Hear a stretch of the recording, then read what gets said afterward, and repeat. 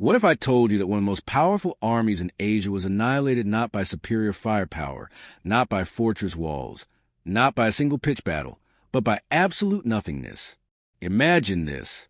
Over 100,000 soldiers marching into enemy territory, drums pounding, armor gleaming, commanders laughing at how easy this conquest would be.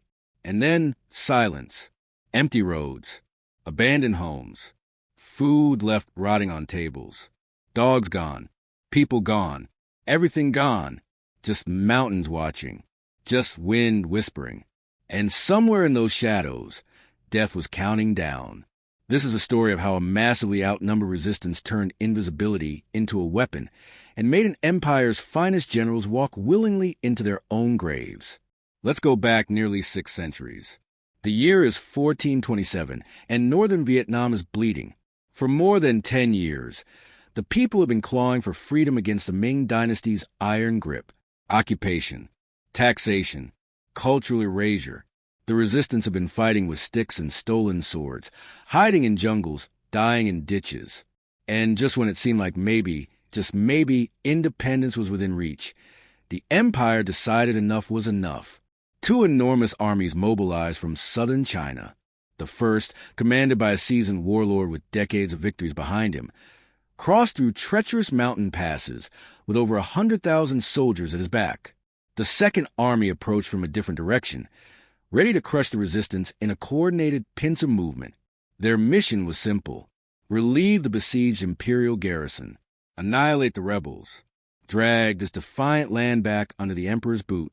To anyone with eyes, the situation looked absolutely hopeless for the Vietnamese. The numbers weren't just bad, they were catastrophic. Outmanned 5-1, outgunned, out-resourced. Every logical calculation said the resistance was finished. But here's where it gets interesting, because the Vietnamese commanders weren't thinking like soldiers. They were thinking like hunters. Now pause for a second. When you picture a battlefield, you probably imagine 2 forces smashing into each other, swords clashing, cavalry charging, that kind of thing. But what if the deadliest move wasn't a fight at all? What if it was to disappear? That's exactly what happened. As the first massive invasion force descended into Vietnamese territory, they encountered something deeply unsettling. Nothing. No scouts harassing their flanks. No enemy formations blocking the roads. No ambushes in the obvious choke points. Just emptiness. Villages sat abandoned. Crops stood unharvested in the fields. Bridges that should have been burned remained intact. Roads that should have been blocked sat wide open. Even the livestock was gone. The Chinese commanders looked around and saw surrender. They saw a broken enemy too terrified to fight. They laughed. They joked about cowardly peasants. They pressed forward, confident they'd crush whatever remnants remained without breaking a sweat. And that assumption, that arrogance, was precisely what the Vietnamese were counting on. Let me introduce you to the architect of this nightmare. The leader of the resistance wasn't some noble born with a silver sword. He was a son of the hills, a man who'd spent a decade forging farmers and outlaws and monks into something terrifying, a ghost army that moved through mountains like mist and struck like lightning before vanishing again. To the empire, he was a nuisance, a criminal, a rebel to be crushed. To his people, he was the only reason hope still breathed. But he didn't work alone. Standing beside him was a mind so sharp it could cut deeper than any blade. A strategist, a scholar, a poet, if you can believe it. This man didn't just plan battles. He waged psychological warfare. He wrote letters so persuasive that enemy officers abandoned their posts. He planted rumors that made imperial soldiers doubt their own commanders. He understood that victory often lives in the space between a man's ears before it ever shows up on the battlefield. And then there were the warriors. Battle-hardened generals who could march troops through absolute hell and still bring them out fighting. Masters of ambush who knew every trail, every shadow, every place where death could hide. Young commanders trusted with missions that seemed suicidal on paper, but somehow worked because timing and terrain and raw courage came together perfectly. Together, this council of war designed something unprecedented. They would let the enemy come. They would guide them, step by careful step, deeper into a theater of death. And they would never let them realize it until the killing began. So picture the scene. That massive invasion army is pushing south, day after day. The roads are clear. The weather is holding. Morale is high. Every mile feels like progress. But something's off. The scouts start noticing details that don't quite add up. Why would villagers leave food behind? Why aren't the bridges destroyed? Why does every path seem just a little too convenient? A few officers voice concerns.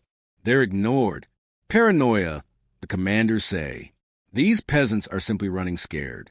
Meanwhile, behind the hills, thousands of Vietnamese soldiers are moving in complete silence.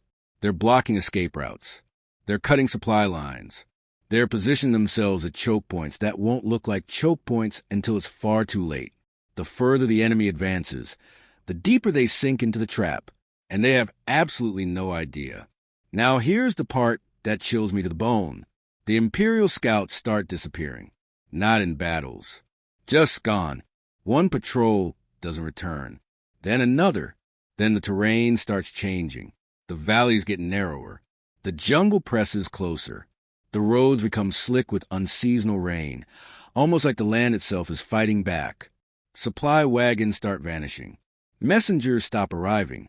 And slowly, a whisper of doubt begins spreading through the ranks. Something is wrong. But what? By the time they figure out, the jaws have already closed. October 10th, 1427. The invasion force enters a valley that will become a graveyard. It looks peaceful enough. Mountains rising on both sides. A shallow stream catching the gray light. Dense bamboo forests lining the slopes. Over 30,000 soldiers march through, drums beating, flags flying, still confident they're winning. And then the first arrow flies. One scream, one falling body. And suddenly the world explodes. Arrows rain from the trees, from the rocks, from the mist itself. Spears thrust from shadows. Fire erupts along the column. Sharpened bamboo stakes, hidden in the mud, impale soldiers who try to flee. The stream runs red within minutes. This wasn't a battle. It was a slaughter. The invasion force was stretched along the narrow valley, with nowhere to maneuver. Heavy cavalry couldn't charge through bamboo thickets. Rear units couldn't push forward to help. Soldiers trampled each other trying to escape. The Vietnamese attacked with terrifying precision. For the people who'd suffered through 2 decades of occupation, the victory was sweet but heavy. Villages had been burned. Families had been destroyed. An entire generation knew nothing but war. And yet something survived the fire. Memory, identity, the unshakable belief that freedom could outlast armies. The leader of the resistance became ruler of his people, but he never forgot the hills that hid him or the friends who died in the forests. The strategist who'd written those devastating letters crafted a Declaration of Independence so powerful it still echoes today, written centuries before similar documents would appear elsewhere in the world.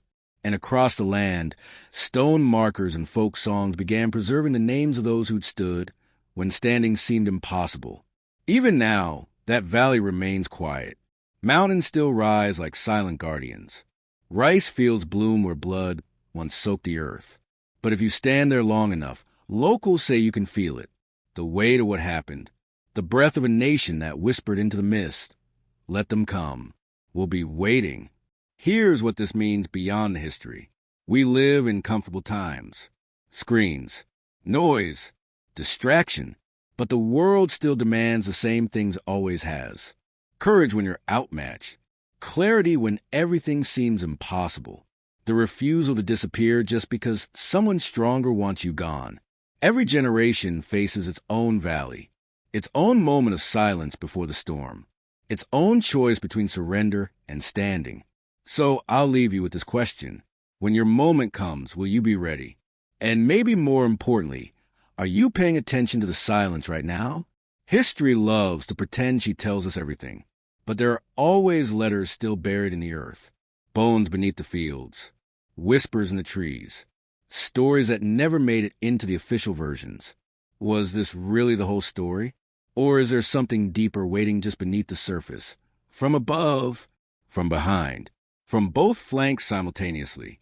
Every squad knew exactly where to strike and when to pull back. The commanding general, that legendary warlord who'd won so many campaigns, tried desperately to rally his elite guard. He shouted orders. He attempted a breakout. And here's where the Vietnamese revealed just how coldly intelligent they were. They let him. They opened a gap in their lines, just wide enough to look like a mistake. And he charged straight through, believing he'd found salvation. Instead, he found ambush. The moment he cleared into the open, the final trap sprung. Soldiers on the ridge, above, released everything they had. His horse collapsed. He fell into the mud. He tried to rise. He never finished the motion. A single strike, and the head of the mighty general rolled to the dirt of a valley he should never have entered. The effect was instantaneous. When word spread that the commander was dead, the imperial army shattered. Panic replaced discipline. Thousands fled in every direction. Many never made it. Others threw down weapons and begged for their lives. And the Vietnamese, rather than chasing the survivors, simply stood there, watching, letting silence deliver the final message. But here's the thing. The war wasn't over. Remember that second army approaching from a different direction? They were still out there, still marching, still unaware of what just happened. When news of the disaster finally reached that second commander, it struck like a physical blow. He froze. He recalculated.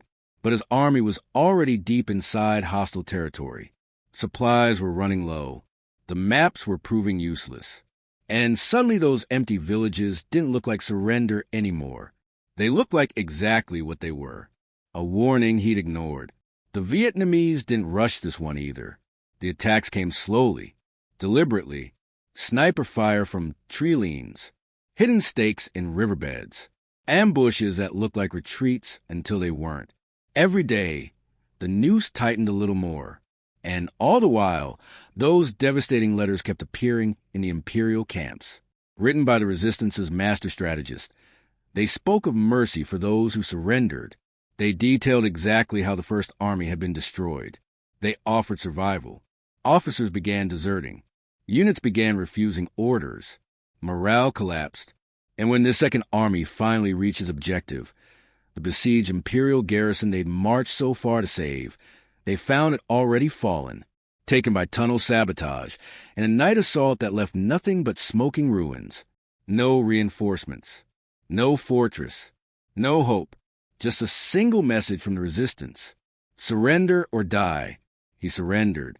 Tens of thousands of imperial soldiers laid down their weapons, not because they were weak, not because they were cowards, but because they'd been systematically outthought, outmaneuvered, and outfought by an enemy that refused to play by conventional rules. The aftermath changed everything. The Empire, humiliated beyond recovery, formally recognized independence. They called it strategic withdrawal. But history knows the truth. It was defeat, complete and total. If this made you think, if it made you feel something, hit that subscribe button, ring the notification bell, and drop a comment telling me about a moment in history you think deserves more attention. Because the best stories are the ones we refuse to let stay buried.